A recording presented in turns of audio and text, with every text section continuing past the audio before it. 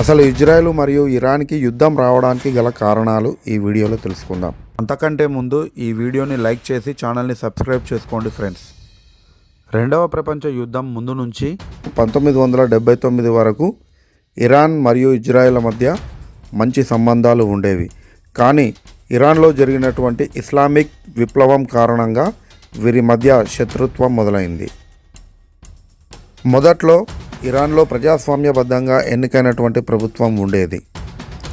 ప్రజలు ఎన్నుకున్నటువంటి ప్రధాని మొసద్దాగే. ఇతనిని అమెరికా తొలగించింది. ఆ స్థానంలో రెజా పహ్లానీని అమెరికా ఇరాన్ దేశాధినేతగా ప్రకటించాలని చూసింది. ఇది ఇరాన్లో ఉన్నటువంటి సాంప్రదాయ ముస్లింలకు అస్సలు నచ్చలేదు. షా తన రహస్య పోలీసు దళంతో తనపై వ్యతిరేకంగా పనిచేసే వారందరినీ అణిచివేసేవారు. దీనితో షాపై స్థానికంగా అసంతృప్తి పెరిగింది. ఇరాన్లో చమురు సంపద అధికంగా ఉన్నప్పటికీ అది సామాన్య ప్రజలకు చేరువలో ఉండేది కాదు. కేవలం సంపన్నులకు మాత్రమే లాభం చేకూరుతోందని ప్రజలు ఆగ్రహం వ్యక్తం చేసేవారు. ఇరాన్లో ప్రజాస్వామ్యబద్ధంగా ఎన్నికైనటువంటి ప్రధాని మొసద్దాగేను ఉన్నప్పటికీ కూడా అమెరికా షాను గద్దెనెక్కించింది. దీనిపై ఇరాన్ ప్రజల్లో తీవ్రమైనటువంటి వ్యతిరేకత వచ్చింది. ఈ విషయం ఇరాన్ ప్రజలకు నచ్చలేదు.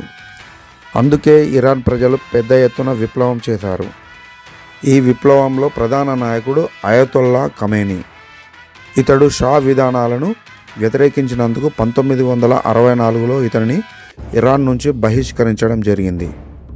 అప్పుడు అయతొల్లా రుహల్లా ఖమేనీ ఫ్రాన్స్కు వెళ్ళడం జరిగింది.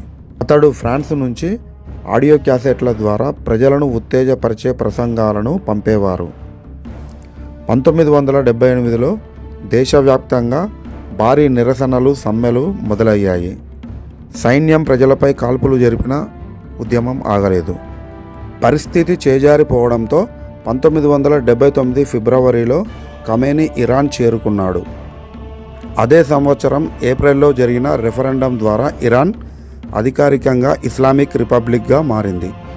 తర్వాత నుంచి దేశంలో ప్రజాస్వామ్యం ఉన్నప్పటికీ కూడా సుప్రీం లీడర్ మత పెద్ద చేతిలోనే తుది నిర్ణయం తీసుకునే అధికారం ఉండేది. 1979 నవంబర్లో టెహ్రాన్లోని అమెరికా రాయబార కార్యాలయంపై నిరసనకారులు దాడి చేసి 52 మంది దౌత్యవేత్తలను చాలా రోజుల పాటు బందీలుగా ఉంచడం జరిగింది. అప్పటి నుంచి అమెరికా ఇరాన్ మధ్య సంబంధాలు కూడా తెగిపోయాయి. ముస్లింల పవిత్ర స్థలమైన అల్ అక్సా మసీదు ఉన్న జెరూసలేంను ఇజ్రాయెల్ ఆక్రమించిందని, దాన్ని విముక్తి చేయడమే తమ లక్ష్యమని ఖమేనీ ప్రకటించారు.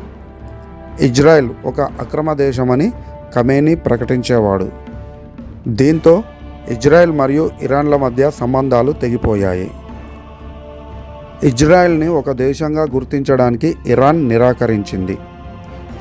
ఇజ్రాయెల్ మీద ఇరాన్ నేరుగా యుద్ధం చేయకుండా ఇజ్రాయెల్ చుట్టూ ఉన్నటువంటి హమాస్, హెజ్బుల్లా, హౌతీల వంటి సంస్థలకు ఇరాన్ ఆయుధాలు మరియు ఆర్థిక సాయం చేస్తూ ఉండేది. ఇరాన్ తీరు ఈ విధంగా ఉండడం వల్ల ఇజ్రాయెల్ తన దేశ మనుగడకు, భద్రతకు ముప్పుగా ఇరాన్ను భావించేది. అంతేకాకుండా ఇరాన్ తన వద్ద ఉన్న యురేనియంను శుద్ధి చేసే ప్రక్రియను మొదలుపెట్టింది. ఇరాన్ అణుబాంబు తయారు చేస్తే ముందుగా ఇజ్రాయెల్కే ప్రమాదమని ఇజ్రాయెల్ భావించింది. అందుకే అమెరికాతోటి కలిసి ఇజ్రాయెల్ ఇరాన్పై యుద్ధానికి దిగింది.